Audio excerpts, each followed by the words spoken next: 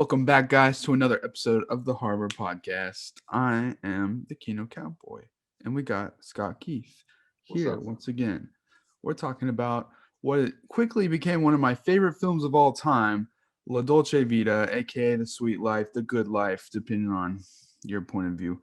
But it's a film from 1960, and it's a Fellini film, and it's a spectacle almost in a way that's like unconventional. It's an epic comparable to Seven Samurai, almost larger in scale in locations, but in terms of the events, very simple, down to earth. It's a man. It's almost I don't know. It's almost a midlife crisis movie. It's like the adventures of like shallow socialites, and like the main character Marcello is just kind of like living in their world. It's their world, he's living in it. What? Well, Marcello, or we can call it by the actor's name, Marcello, right? Yeah. Yeah, I like that. Hey, I want you to play this really douchey, vapid, kind of sad protagonist who's like squandered all his potential. Okay, what's his name? It's Marcello. That's my name. I'd be Yeah. like, damn, okay. He's a journalist, but it's kind of like a glorified paparazzo. Like he hangs out with all the paparazzi, and He's you can PR. tell you can PR. tell he like sees himself above these guys, even though he's constantly with them doing the same dirty work. And it's Yeah. just like that's his character, and it's like him over like a 7-day period on a journey through Rome, having like, you know, vapid, like greasy, like fun, I guess. It gets greasy. It Yeah, it gets does. depressing. It's very much. I feel like there's a lot of movies, especially in Hollywood. There's a lot of movies that have played with the idea of the trapping of fame and the vanity of it, but I think almost all of them play second fiddle to this. Uh, Is like throughout the movie, he's kind of like the background character that, from our perspective, is brought to like the forefront in like a lot of these situations. He's kind of just like in the back doing shit with his like journalism, and like all these things are happening around him, and but we're focused on him. It's really yeah, interesting. I mean he's living the shadow. He has aspirations to be a writer. I think like a lot of people, a lot of not all of them, most of them no, but like a good number of journalists or people who go into adjacent professions to what they really want to do, they might, this is not to shit on anybody, but let's say you're really into photography and you're really into like art photography, but you go into wedding photography. It's kind of Yeah. that sort of thing, which is fine, but Yeah, you can tell he's at least subtly conflicted about like his work. Even we'll get into Steiner's character, his friend, but his friends like, look, like he even calls like the paper that Marcello writes for, he calls it like a half fascist paper and stuff. Like it's kind of like a phony kind of thing. oh yeah.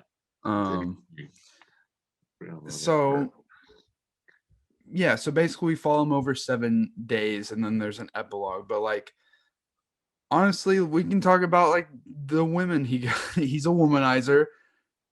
He And is. the first woman he meets in this movie is like this like rich like heiress, kind of like old money kind of character. Right. And he sleeps with her and stuff. He and sleeps with her in the basement of a prostitute's and it's like house. flooding, and it's like super weird and greasy. It's like, Yeah. but And how does he? I don't even understand. He makes it look. I will say he makes seducing women look easy. I don't know. I don't. He kind of just walks he's in and just like, yeah, he's just got this weird like charm. It's like some people just have like that weird charm that they randomly do. people I mean, are like, he's an actor. He's a good looking guy. He's yeah, he's a Marcello, he's handsome. but um also I don't know. He's got game. He's one of those guys. Well, here's something I want to ask you about this character. How much of his character, because when he meets women he gets very Italian with it, he gets 1960s, hypnotized. he very 1960s Italian chauvinist man Yeah. about it, of just like you're I only have eyes for you. You were the woman of my dream. Like first night he meets a woman. And how much of that do you think of his character is manipulating, and how much of it is him being genuinely yearning I for think something? it's like a good even like half and half. Yeah, I think he can't separate the two, which is Yeah. part of his case. He's like So conflicted. he's plenty far gone already. Like he's already like kind of lost in this kind of journey he's on. Absolutely. Cavorting around in the ruins of Rome, Yeah. in like dilapidated stone Like buildings almost. wasteland of like vapid bourgeoisie. Yeah. The city, a shadow of it, what it once was after Yeah. being destroyed by fascism, which is interesting. I do wonder. I mean, we're from a dying empire, so we kind of get it. But the as Americans, but like that is something I don't know enough about Italian culture. I don't really know any Italians. But not maybe I've met some Italians who are fucking fourth generation New York Italians, but I'm not gonna count that. But that's the sequel to this movie is just in Brooklyn kitchens fucking flinging fucking pizza pans at each other's head like, hey, my jello. But the uh but what was I saying? I don't know. It is a thing. I do wonder how much of it is genuine because he does have that sort of thing. And I do think he does have a girlfriend, which we forgot to mention. Fiance. Fiance. And she's like stuck on him, and like she's obviously got problems. She tries to kill herself like right after he has this one night stand with this girl. He comes home and she's like dying from like an overdose basically, and she's like of course trying to like pledge her love after all this and stuff, and he's like, oh yes, I love you and all this, and it's like, you piece of shit, just fucking, if you don't like her, get rid of her. No, dude, he likes having that backup. And I think Oh, he loves it for he sure. desperately, desperately, desperately craves validation from Yeah. people who, I mean, especially from people he sees as worthy. I mean, which is anything in showbiz. I mean, I'm a fucking amateur stand-up comedian. Well, we've mentioned this Yeah. on the podcast. I get it. The desperation involved in any level of show business.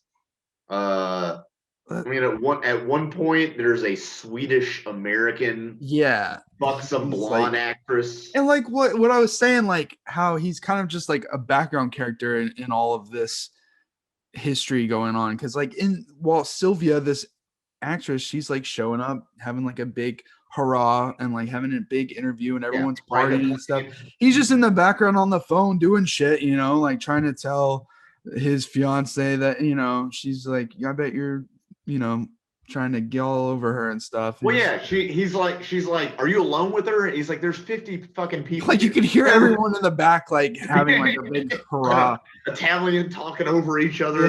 Yeah. I want to say something about this scene. And Yeah. I don't know if I didn't notice it. So this is my second time viewing the film, and I'm like you. First time I saw this film, which was, it might have been, it was either during quarantine, like when Corona first hit, or a little before it.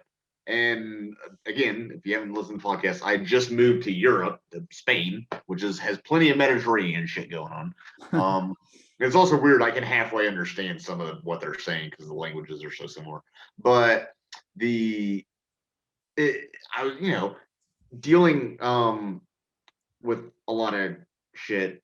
Oh, sorry. I was but anyway, the first time I watched this there's a point where they're asking questions to Sylvia, this actress, all the different reporters and sycophants and stuff. But then at one point, it's all your standard like shoulder shot, reverse shoulder shot sort of things. But there's one point where the reporter is looking almost but slightly off center directly into the camera and asks, do you think Italian neo-realism is alive in the new wave? Which is something, I don't know how I missed It's that. just like, and it comes out of like seemingly nowhere because of all the like basic questions they're asking her, like the normal shits. Yeah. Do you like standard Italian standard food? PR stuff, and then he just hits you with that, and it's like so self-aware. And and he's asking about that. And I don't know enough about Italian cinema or new wave cinema, even French new wave, which is like the most mainstream of the new waves, um, to really parse that too much and get too deep into it.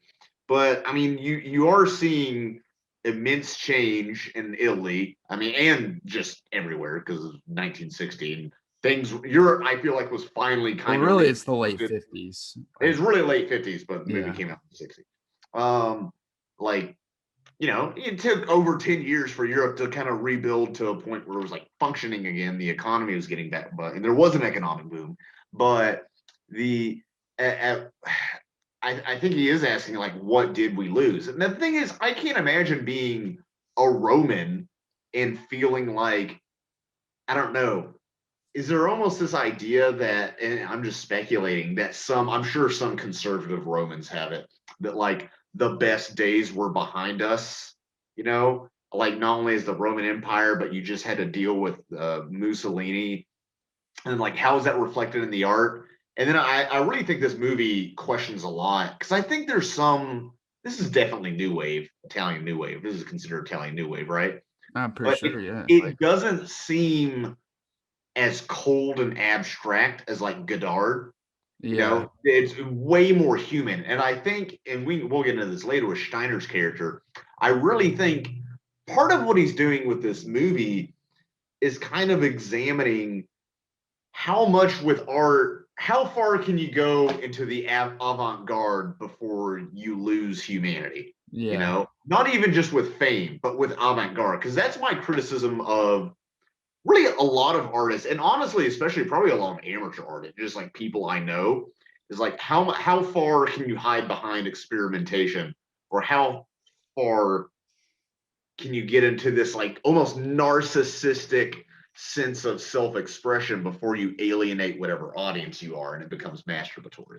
I bring a lot to this movie. I don't even know how much of it is intended, but death of the author, yellow, um there's a lot of stuff. He follows, and it is funny.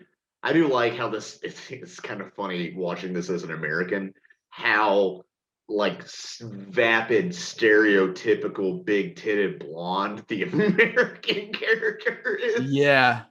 But man, she's one of the most beautiful babes in cinema, dude, to me.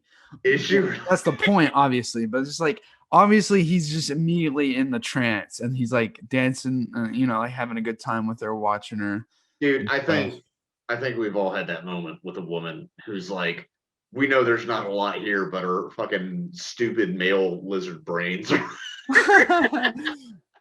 And I like her lover, fiance, or whatever. He's just like in the corner, like drawing shit while she's like dancing with all these people and stuff. Drinking. He's like boring.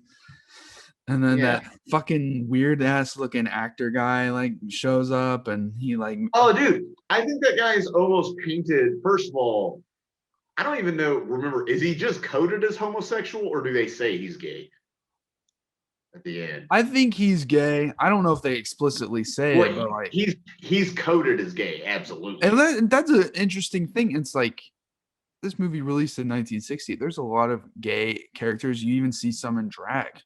That's Yeah, like way ahead of its and time. like, yeah, I mean, you could argue, the flatteringness of those depictions, but they exist in the movie. That's definitely more than most movies in 1960. Certainly Yeah. more than any movie out of Hollywood. Yeah. As we said on the last podcast, I feel like 50s and 60s, there's a lot more interesting stuff happening in like European and Other just parts of the local country or of cinema. the world. Yeah. I honestly, a lot of American cinema, like the 70s, is when I start really liking it and really digging into Yeah. it. Yeah, for sure. For sure. Uh, Most people. yeah, that's most people, I think. um, Um, as but that uh, that character, even though he's an actor, so very flamboyant. I'm not even talking gay, just no, in the yeah, just like as an almost like a actor. caricature of like that kind of Yeah, like European actor. foppish Yeah. almost. Yeah. But even the way, like his hair and the makeup, the way he's done, it almost looks like a Roman-esque statue. Yeah. And I'm still trying to figure out exactly what he meant by that. If he's highlighting the artificiality of that profession, or the just the lifelessness of that lifestyle, despite its vivacity, you know? Yeah. Because like I don't know, how many fucking It's like weirdly like this whole like as gross as it is, his journey is like weirdly like beautiful. It's so it is. strange. I think this is the point where this kind of goes in like 7 day, night, morning sequences. Yeah. And I think it's probably trying to draw an analogy to Dante's Inferno, 7 circles. Huh. Also, there's something, and I've read this. I'm not necessarily coming up with this on my own. There's a lot of ascents and descents in this movie. He Yeah. descends into the basement with that movie, but then Sylvia, the blonde actress, is like going up these stairs, and he follows her, and he's only one with the Oh cardio. yeah, yeah, you're right. Despite the fact that they fucking chain smoke like nothing else in this movie, Yeah. like any good mid-century European film. But the And the what I like is that most about the part with Sylvia is when he he like in a trance follows her into the fountain and then like snaps out of it and it's suddenly morning and it's like very like dreamlike. Suddenly yeah, like that part is like not grounded in reality just for yeah. like a second. Well, and I feel like there's an almost Brechtian, idea in the new wave cinema, the '60s and such, to like snap the audience, like to let the audience know that they're watching a film. Bertolt Brecht, if you don't know, is a playwright who's like make them remember they're watching a Oh play. yeah, yeah. And that way you can like really engage them with the politics of it and not just get them lost in the story, which it is a perfectly valid technique. But I feel like he he just doesn't overdo it. It's like someone like, Yeah. again, like Godard, But who it's also like, that part is like one he has Marcello has like several moments of clarity throughout this film where he like right. stops and like And really and that's my point. It's rooted addresses in a things. character moment. Yeah. Okay. It doesn't feel like it's done just for the sake of the audience. And then of course that moment of clarity usually quickly goes away and he gets dragged back into Of course, it's peaks yeah. and valleys, Yeah. which is like anybody. It's a human condition. Just because, like, I mean, if you're going to be cynical about it, which I will be, like, we're animals and we're not supposed to be satisfied because that's evolutionarily maladaptive, right? If you're just happy and then you're not continuing to forage. I mean, that's honestly how I view it. Yeah. That's honestly how I view human behavior, and I get into arguments with my therapist about this. But the uh yeah, I mean, why do men flip between women? I mean, the hell, we could go this route, the idea of monogamy, and especially the idea of you're going to be in love with one woman for your entire, or one partner for that matter. I mean, that's less than 100 years old. That's decades old. That's like Yeah. mid 20th century, which I'm not saying that doesn't work for people, works for my parents and stuff, but the there's this sort of, I do think this movie is reconciling with that, even if it's not thinking about it in Darwinian terms. It's reconciling that idea of well, what do you do with this economic boom when your culture has been destroyed, and then globalization. And that's the thing. It's even though this movie it's 60 years old, but it's, I don't know. It's about globalization. It's about in a globalized Europe. You know, the fucking opera house here in Madrid has a Starbucks like very clearly. It's, dude. It's fucking. You can see it's across the gardens from the fucking palace. And if you look at the opera house in the bottom left, Starbucks logo, fucking right there. You know, and Wild. it's weird. It's weird and It is uncomfortable, especially as an American. You're like, sorry, dude, we're kind of commodifying every aspect of your culture, but also it's good for your economy. Anyway, let me teach you all English so you can speak my language, you fucks. yeah, the movie definitely feels like it's like heading towards like the very end of like a certain era and in society and stuff, even though obviously it just kept going. I don't know. It's just And that's like it's this movie touches on so many themes without explicitly mentioning them, which is something I appreciate, especially because I don't know, I feel like that's almost out of vogue. Even in the sense that, dude, I'll even say even for like your Oscar baity films, but Scorsese, who's written about Fellini recently, it mentions how movies today are like theme park rides. I even think that's almost true thematically. Like they want you like first time to get a message and to get something out of it. And instead of this movie, which is like yeah, layered and complex, and like every time, I mean, I've only seen it twice, but like I'm noticing new things and like yeah, I'm growing as it. This is one of Roger Ebert's favorite films, and he said it's like a good book every time. I mean, this is a weird example. Depending on what age you are, each time you read Catcher in the Rye, like it's a different fucking book. And I feel like this movie could be like that easily. it's strange that some people just watch a movie like once and then that's it. I mean, I would say most movies I watch once, and most movies don't merit. I mean, 99% of movies are not this complex. Um, but But a lot of my favorite movies of all time, the first time I watched it, it didn't really like Blade Runner in 2001. The first time I watched it, I was like, whatever, okay, moving on. yeah, Then thankfully I came back to them, and then me too. I watched those. I think I watched those when I was like, I don't know, 14, 15, maybe 17. I think before I was 17 because the of biggest problem is I watched 2001 when I was like 12. yeah, I was like, fuck that this 12 is movie. early. I watched it on a 4x3 CRT Yeah. television. That's I how I watched watched it on Lawrence of like a Arabia too. I need to read. I watched it on like a 24-inch like computer monitor. The way David Lynch has entered the chat. Yeah. That was Yeah, I really think you should. Yeah, watch La Dolce Vita on your phone. But oh god. this movie, really, this movie is beautiful. How good it looks for It's so good 1960s. Like, looking. man. And honestly, incredibly simple sets. They aren't built sets. They're just cityscapes. And it feels, and one of the interesting things I do think, and I think this is intentional. I mean, it clearly is intentional. A lot of the movie takes place in like newly developed apartment buildings. You can tell they're newly developed, even like that on the outskirts of Rome, on the outskirts of civilization. And I feel like you can even see like where they're still moving dirt around or like where like shit's Yeah, still growing, yeah. you know? New development. Um, Yeah, I noticed that. Yeah. there's so much of it.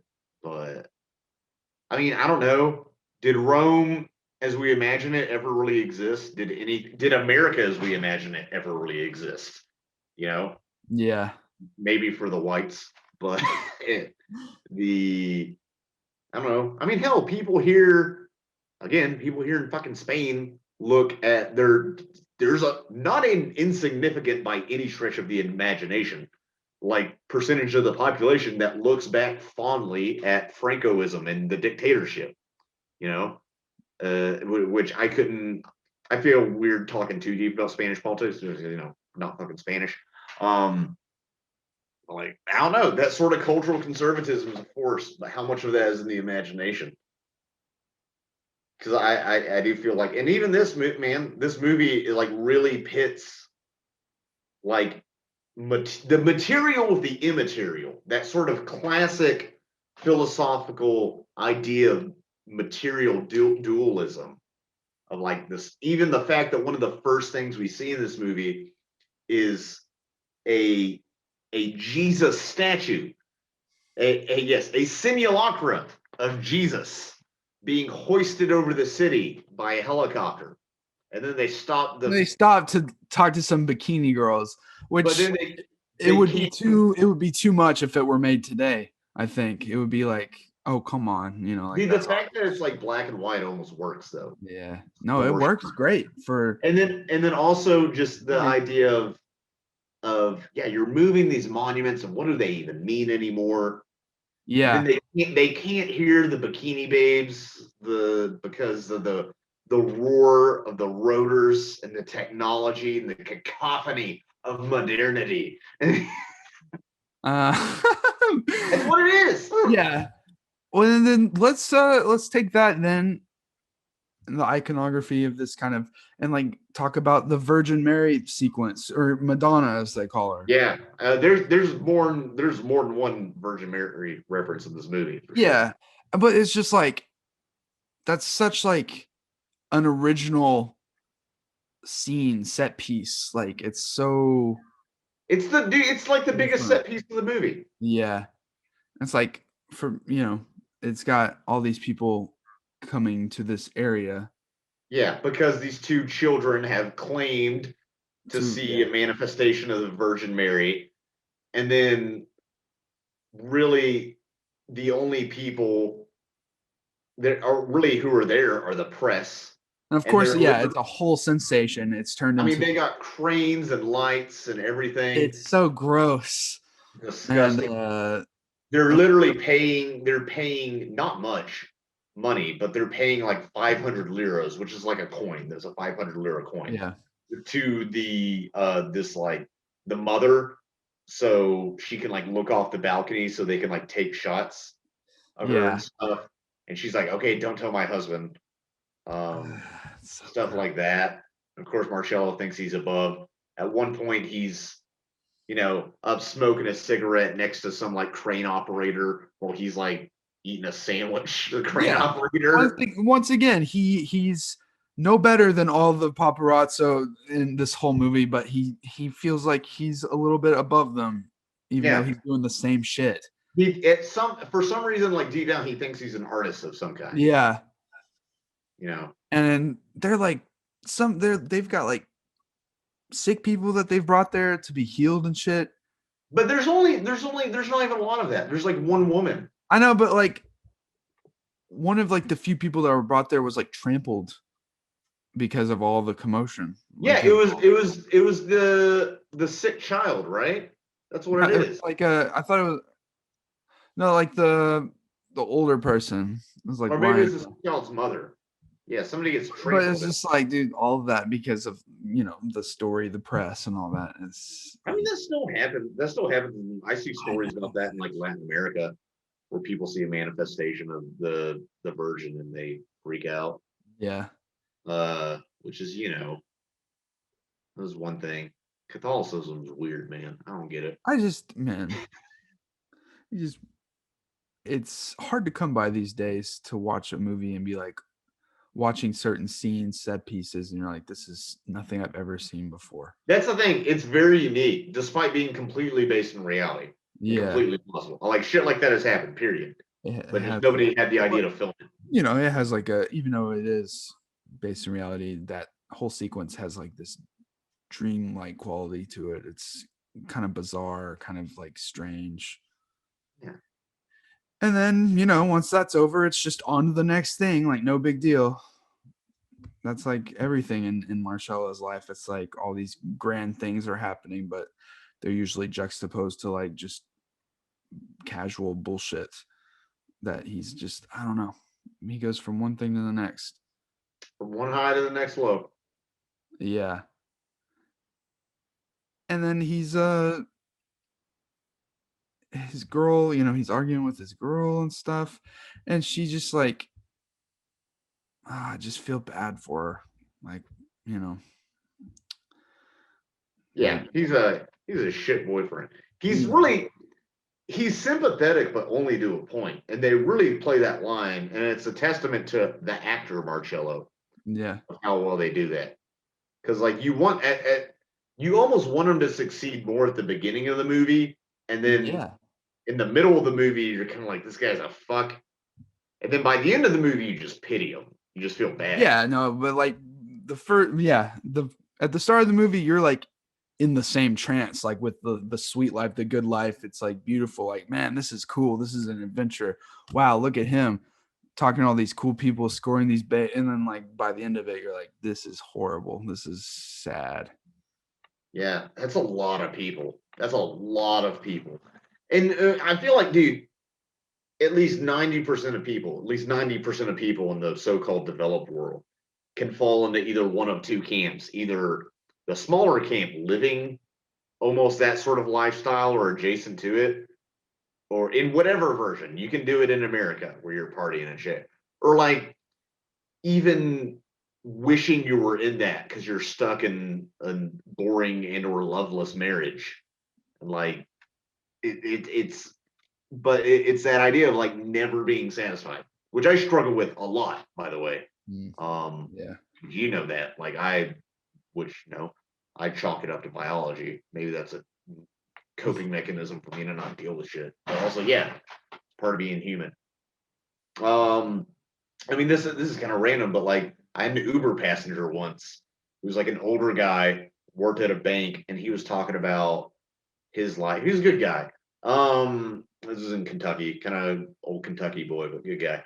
And he was talking about like when they would have like a once a year like annual trip for his bank, and how many of these like middle aged people they would go to like Florida or something, a company trip, would just like get shit faced and party just because that was like their outlet because they were stuck in these lives. And then like I don't know, is that any better? I understand wanting to cut loose, but there's an emptiness to that.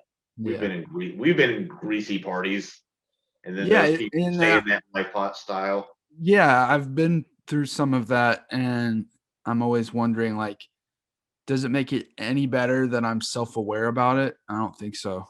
I don't think it does.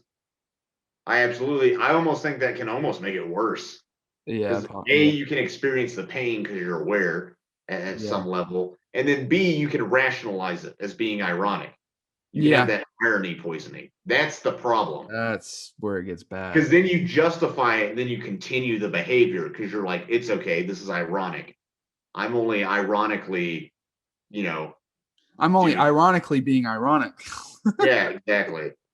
It's What that's level of irony are you on, bro? I'm on like I think that's a big 100. problem, man. I think it's a big I think no, I really think that's an increasing problem, especially for people our age and younger. Yeah, I do feel like there's a nihilism because of the media and the state of the world, and COVID certainly didn't fucking help. Um, Even though, again, if you look at it objectively, this is still one of the best times in human history to be alive. right. Yeah, Past 50 to 100 years, definitely, at least, especially in the Western world. Like, we don't fucking die of cholera because we drink out of the wrong well, you know? I mean, really, like, it's just one of the, it's not like it used to be you get hurt, you just got that limb is gone. It's just you yeah, don't have it anymore. So, yeah, could be worse, but like I do wonder that a lot with this is gonna sound so basic, but even like a lot of these like TikTok Gen Z kids, which I fucking hate talking about that because I don't think the millennial generation is really any less cringy. We had deviant art, yeah, the um but this idea of like sharing depression memes and like this sort of like post-ironic bathing in your own sorrows as a way to cope with it. Like I've shared a depression meme or 20 in Well, my see, life. though, like people our age have already gotten that out of our system. That was like Right. a mid 20 thing, I'm 30. and, Like and I'm now, 28 almost, but I'm 30.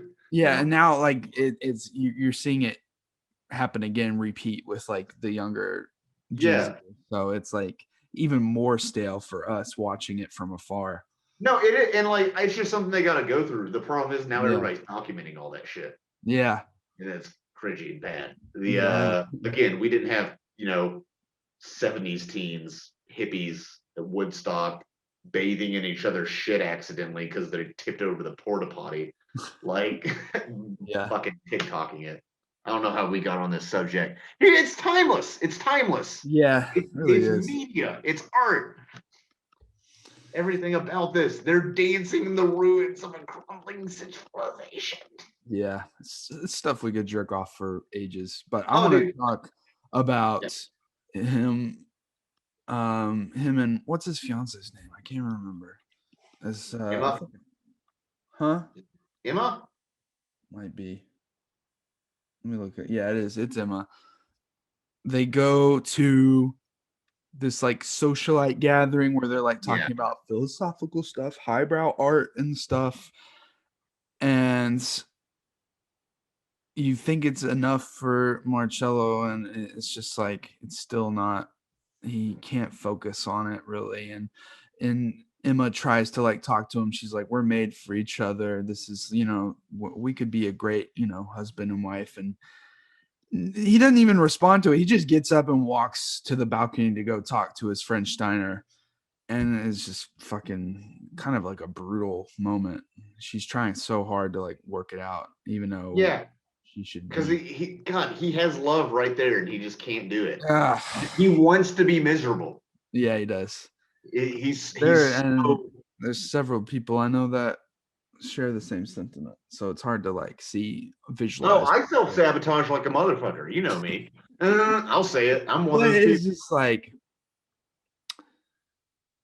he goes out and talks to his friend, and his friend just gives this whole existential spiel. And to me, it's some of the best dialogue in the movie. Yeah, don't no. That's some of my favorite dialogue in any film ever. Don't be like me. Salvation doesn't lie within four walls. I'm too serious to be a dilettante. Too much of Yeah. a dabbler to be a professional. Even the most miserable life is better than a sheltered existence in an organized society where everything is calculated and perfected. God.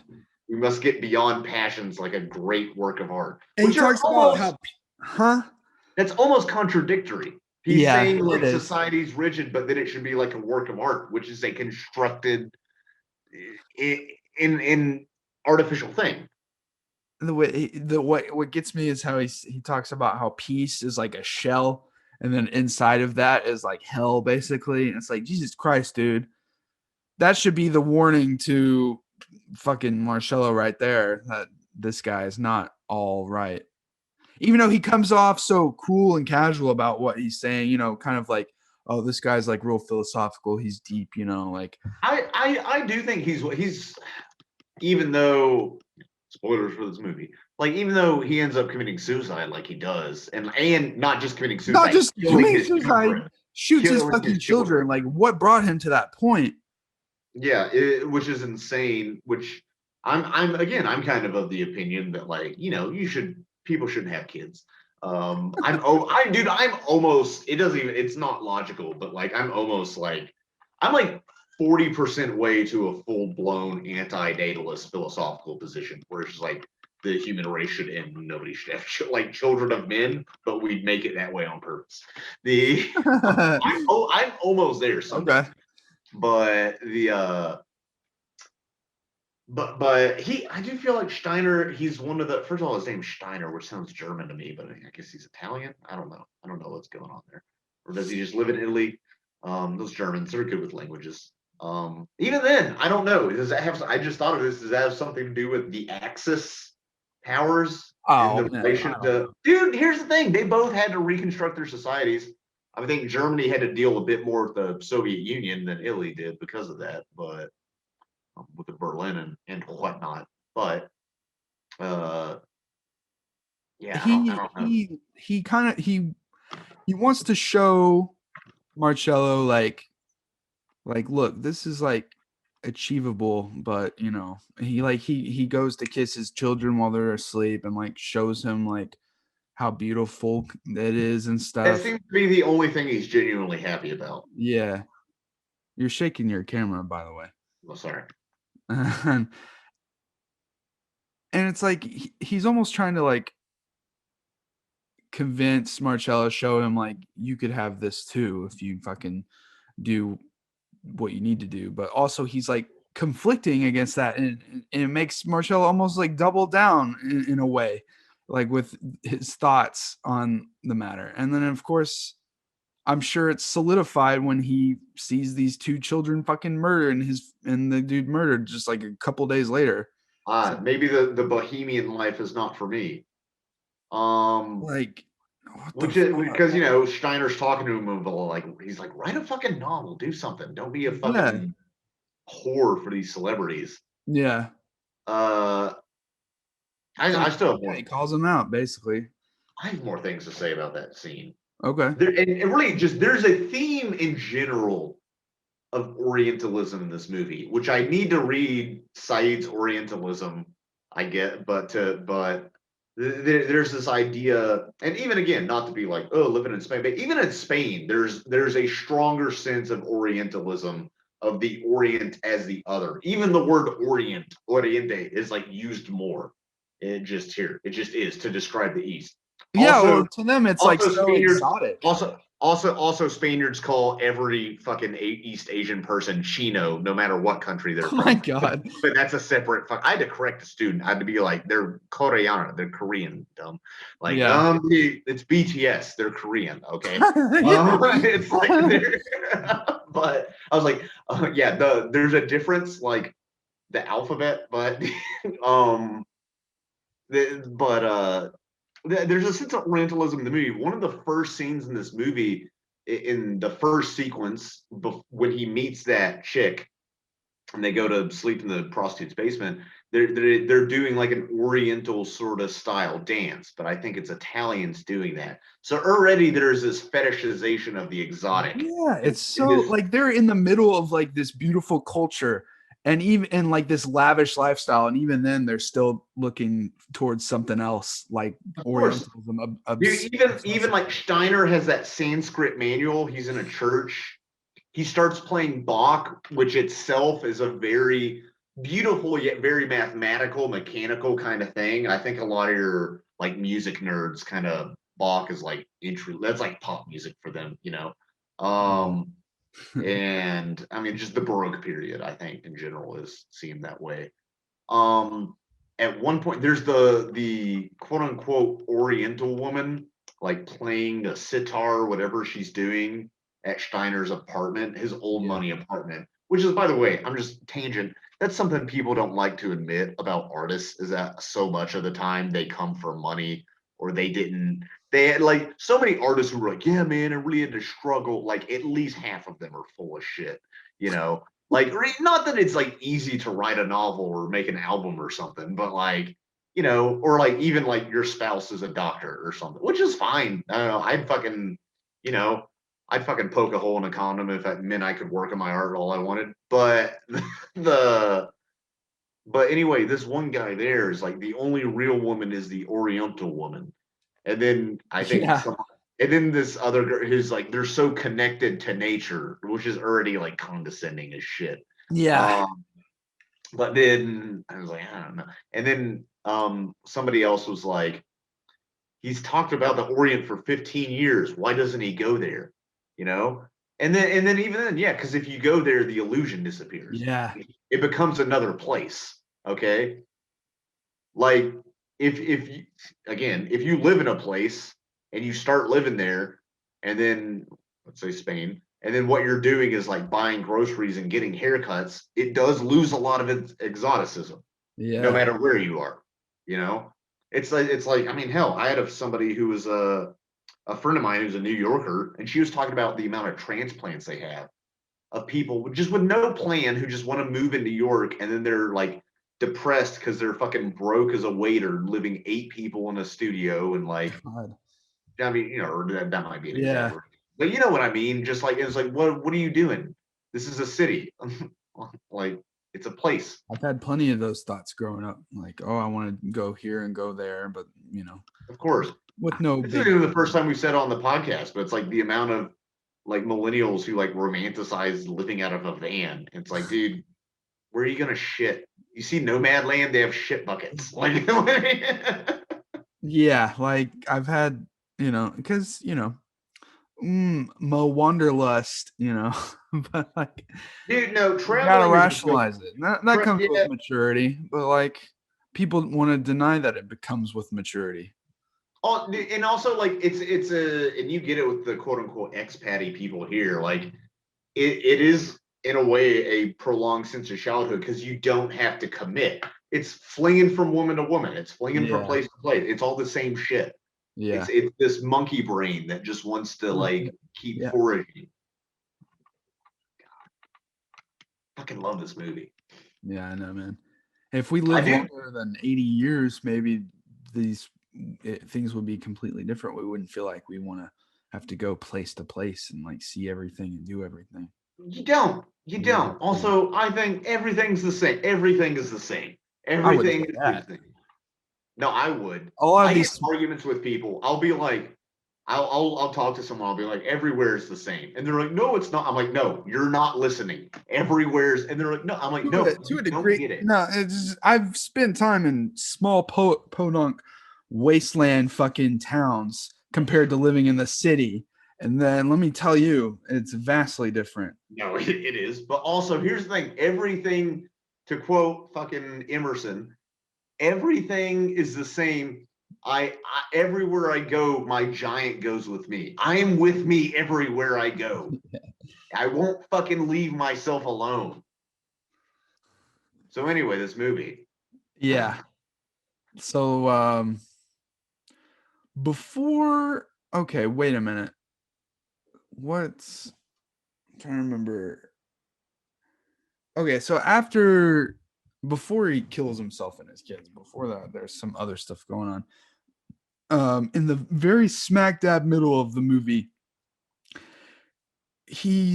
Marcello's at this like cabana trying to write, and it's like next to the beach, and like there's some beach music playing, and this teenager girl who works there, like he like tells her to turn off the music and stuff because he's trying to focus on writing, and then she turned it off, and now he can't focus anyway, and he just like casually gasses her up, and it's like, hey, let me see your profile, and she's like, what? No. And then he's like, yeah, you got a good profile and all this, and she's like, wow. And it's not like he's coming on to her, obviously. It's just like a very like actually casual kind of like just nice thing. She's virginal. She's Virgin Mary. Yeah, exactly. Um, And it's like she comes into play at the end. We'll get to that, but like that's another uh peak for him, like a moment of clarity where he's just like sitting there, like absorbing what's going on. but it's not a peak. It's a plateau, but in a good way. Yeah, It's an even kill. He's on this even on the shore, you yeah, know, nice Mediterranean happening. and yeah, and he sees this innocence in this girl, and he obviously lusts after that lost innocence in a way, and that comes around at the end. We'll get to Right. that. And that's the thing about a kid as a kid, like that's one of the scary things about being an adult is like, and it's one of the scary things about being a kid is like the world is your oyster. You have so many possibilities, which is terrifying, but it's also Yeah, very freeing. yeah, Because one of the things that always infuriates me watching these old movies is jobs that don't exist anymore. He asked her if she wants to be a typist, and she was like, I might like it. And then I was like, did that used to be a job, typing, and you could make a living from that? It's like when I watched The Apartment, it was like you used to be able to make a living operating an elevator. Like, Jesus fuck. Yeah. It's like I'm a teacher and I have roommates. Um anyway, I don't think that was Fellini's intent, but it pisses me. yeah. Nah. Um, Let's see. I'm trying to remember. and even then, he describes her as an angel in Yeah, Umbrian paintings, yeah, which is another thing. Like she's real, but he's describing her in these like Renaissance painting or post Renaissance painting like terms. Like she's not that he's like objectifying woman, but he's just idealizing her and like making this yeah. untouchable thing. Like not full blown incel, but I don't know. Anything to make his life more interesting, I guess. I don't know. But Anything for him to romanticize his own self yeah. sabotage and suffering, like so many people do. So For many real. people. Do so many people. Dude, Bohemian fucking people kind of piss me off. Like the ugh. Have you ever been to a poetry reading or like a because I which I Not like shouldn't an say that official because one. I've been I have places where people have read poetry, but not like an official like well, this is what's the poetry. difference, the official one? Because I've been to because I majored in creative writing, so like I've been to different literary events put on by like actual organizations and stuff, and like it's so schmoozy and kiss assy and all of that. In the MFA world, just the glimpses I've got into it and like talking to people, And I think everything has its own version of that, whatever like film certainly does in this movie in Hollywood, but like at a certain point. I also I want to go back actually real quick to Mm. Steiner. Yeah. Um, because Marcello was at that party. He has a line: "A concise literature without rhetoric is the future," which again, like that almost sounds like an excuse to Marcello. It's concise, it's journalistic. There's no rhetoric. But A, first of all, you can argue everything has rhetoric. But B, I think this is also. I'm gonna say this. I don't think I've ever seen an Italian neorealist film in its entirety. Sorry. Haven't seen Bicycle Thief. I don't even think that counts. But It's a good movie. I've seen this. I've seen Cinema Paradiso, and that might be it for Italian cinema for me. Godfather, does that count? Jesus But Christ. sorry. Um, but I'm not fucking Mediterranean like you, Kino. But I think almost like he's attacking this idea of to bring up like Brecht again, and even the idea of new wave. Like new wave is incredibly rhetorical. It's all about rhetoric. It's all about taking people out of the moment and not just giving them like some sort of like Hollywood or escapist story. But I don't know at what point. God damn it. I don't know. It's just bringing that up again. I don't even have anything to add. We could go on and on because this Fine. movie doesn't give you any answers because there aren't any, which is refreshing because Yeah, it is. it treats me like a grown up. Thank God. Yeah, It's we've almost forgotten what it's like to watch mature. to have a movie that has an internal dialectic that doesn't necessarily result in some sort of thesis statement. Yeah. Yeah.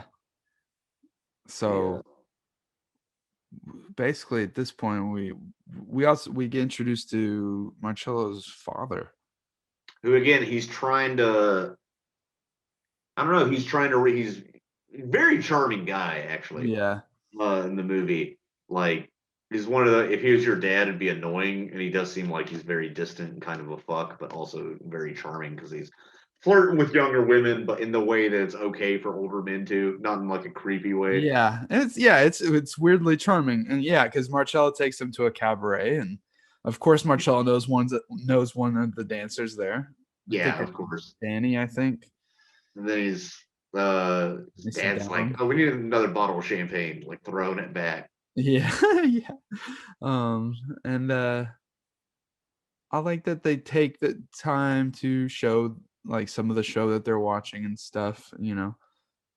Uh, adding to the spectacle of the movie. Yeah.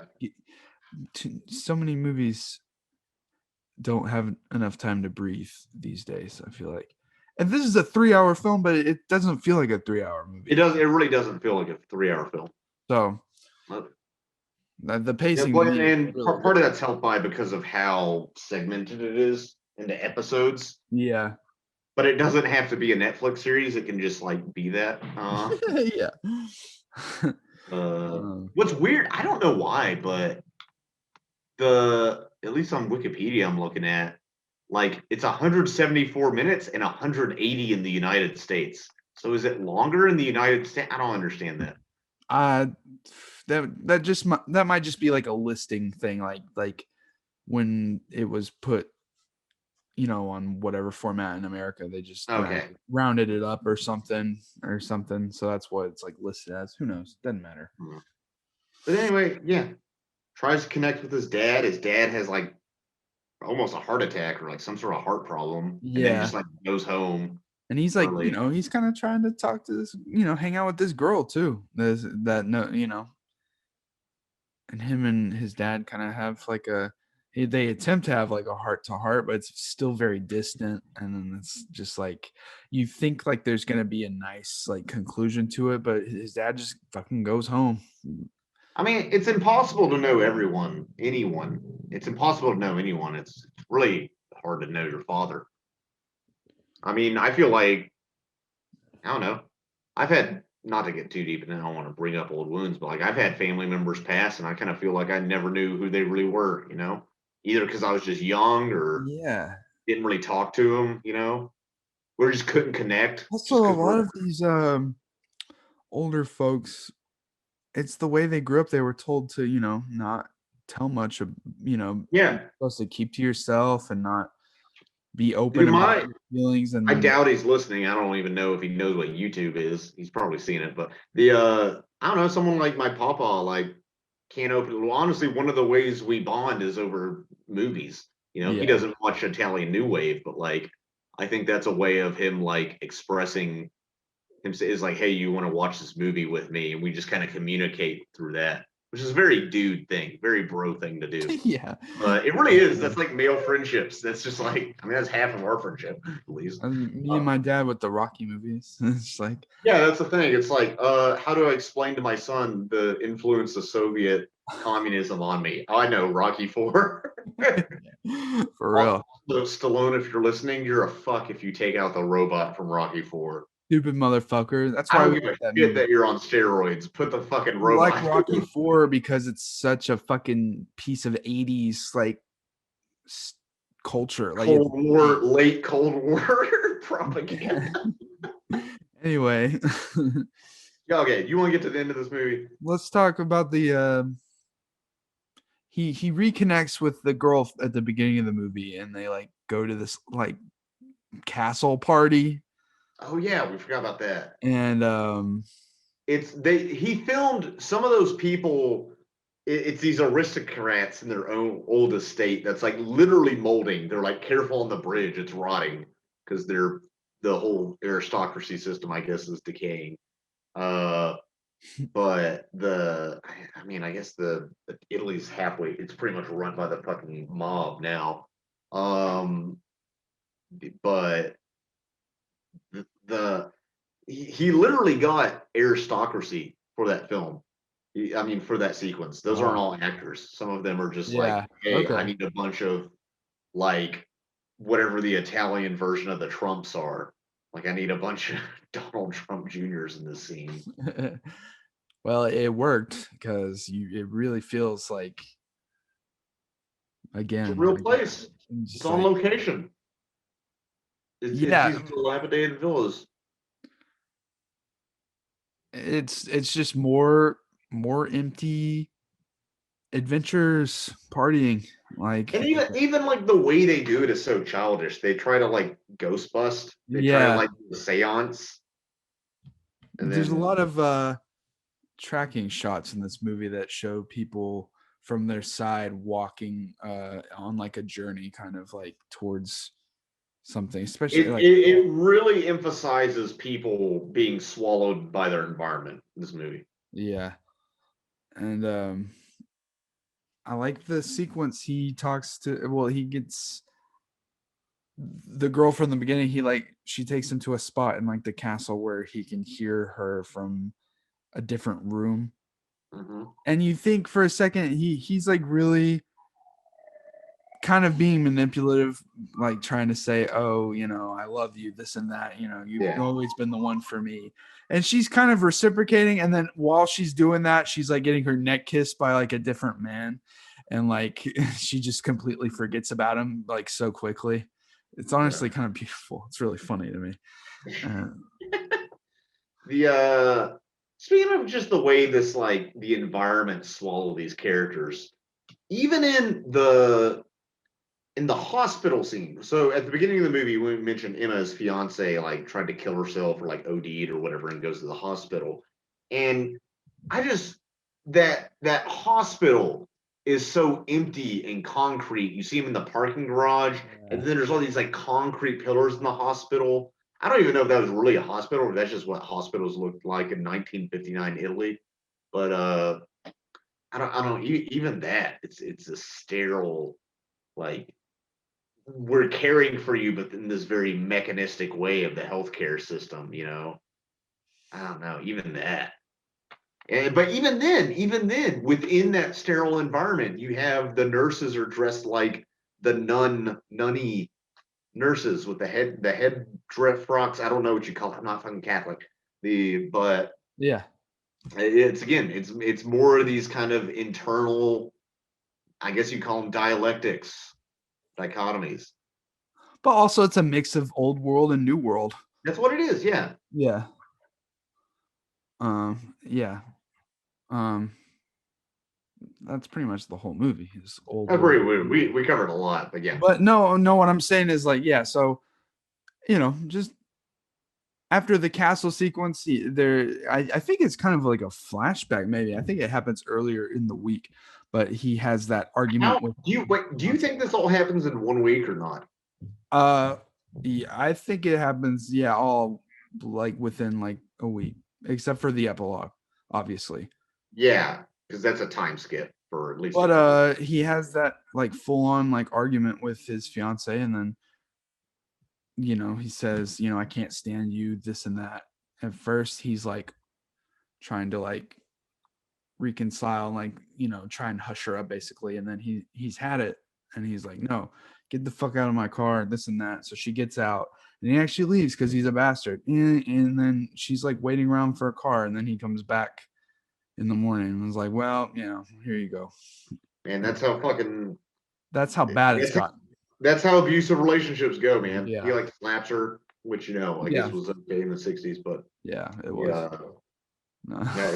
yeah. No, it's like the statistic often quoted is like abusees or like survivors of abuse will get back with their partner like 7 times before they finally leave them. And it's like, this guy cannot decide what he fucking wants on anything, and people around him are suffering because of it. Yeah, but it's not about getting anything. It's about wanting the one he wants to want. Yeah, because there's always something better. constant cycle. Yeah, You don't have to accept the inherent like flaws of being. You yeah, know. All right. Let's wrap this up. yeah. Okay, The so orgy. well, first of all, I want to say that it's got the most like serious moment of the film is when he's like examining. No, wait, yeah, we gotta talk. Hold on, we gotta talk about Steiner's death. Oh yeah. Them going to tell his poor wife, and of course all the paparazzi are like swarming. Disgusting. It makes me sick to my stomach, that whole sequence. And it's just like juxtaposed with like this tone, and like immediately right after that it's them on the way to another party, the orgy, like the obviously time has passed, and we see that Marcello's even further down this rabbit hole. Like he's completely given up. Now he's straight gone. up works in advertising. Yeah, like he's swallowed whole at this point. And it's just people partying. They even break into the house to party, throw rocks. It's like they go to a friend's house, but he's not there yet, so they just break it. But by the way, that guy is really chill about it, because if that happened to me, I'd be like, "You guys you're drinking my booze and broke my fuck out of here! Out of here! Like I'm calling the fucking cops, you winos." Yeah, it's fucking absurd, and like fucking gluttony, and like they try, there's like a strip tease, and just like it's sad to watch. Like he gets to a point where he's riding a woman on top of her like a horse, covering her in feathers. Yeah, like it's fucking disgusting and he sad. tries to initiate an orgy, which is the saddest. It's really like pathetic. One of the most pathetic things I've ever seen in cinema. Yeah, like it's which as sex positive as I like to think I am, that's kind of, I don't know, that's my view on a lot. No, in that context, it's pathetic as fuck. And you just like, you see him at the end of this journey basically, and the party ends and they go out towards the shore, and it just keeps going, and they pull this weird looking fish monster out of the sea. Yeah, looks like a mutant manta ray. It's just you can't even tell what it is basically, which is obviously symbolic. But it's real. That's the thing. It's real. It's flawed, but it's real. And of course, everybody just wants to harvest it for its monetary value. Yeah, just like immediately they're trying to figure out what they can get for it, and it's like, oh my god. You're a poor fisherman. I respect those guys a lot more than everybody else in this film, probably. And like Marcello's walking to the beach with this gay guy who's like halfway in drag, and the gay guy is like talking about how like perverse everything will be in like the next 5 years and stuff. Like, and it's just like, because back then drag isn't like normalized. Obviously, it's very Yeah. garishly. Well, here's the thing. You could argue we've become way more perverse. Yeah, And exactly. Yeah. I get smothered by, I'm not even just talking about sexual perversity, the perversity of society and the way we've normalized just certain behaviors. And I'm not even gonna like bring specifics, but like especially with social media again, but just certain behaviors like and the way celebrity has already like toppled and crushed on self, and now everybody's trying to be a celebrity. We Yeah. have a fucking podcast. Look at us. Yeah. I mean, You're in character. You're wearing a fucking Burger I'm King not in crown. character. I'm the most Kino of all, dude. I'm the king of all Kino.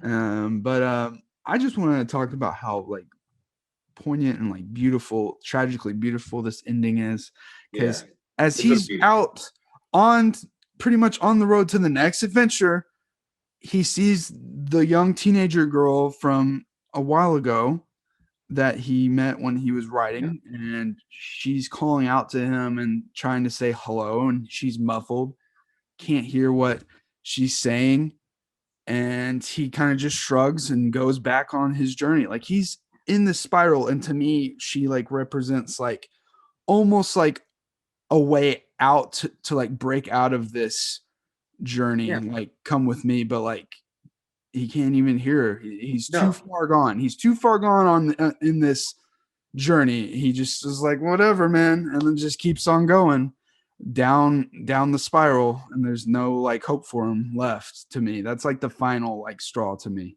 yeah, of course. It's fuck, it's heartbreaking. It's almost like it could almost break him out, like full on clarity. And No, he forgot about her. He was like, I can't hear you, and then he didn't recognize like, her. the way he just throws up his hands, just like whatever, goes back on his journey. I think Even what makes it so sad is like he doesn't realize like how far he's fallen, or he doesn't seem to yeah, acknowledge or realize.